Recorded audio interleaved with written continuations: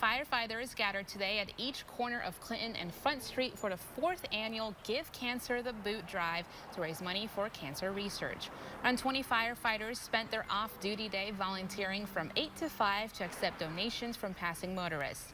The money will go toward the Retired Professional Firefighters Cancer Fund, which supports cancer research, specifically cancer types most prevalent in firefighters.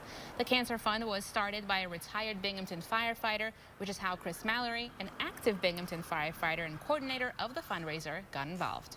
So that's why we're here, because of occupational cancers, because it's very prevalent, and because who better to collect this money and donate it than firefighters, right? The past 3 years, the firefighters have raised over $28,000 toward the fund. Their goal today was at about $8,000. If you're interested in learning more or visiting or donating, you can visit our website.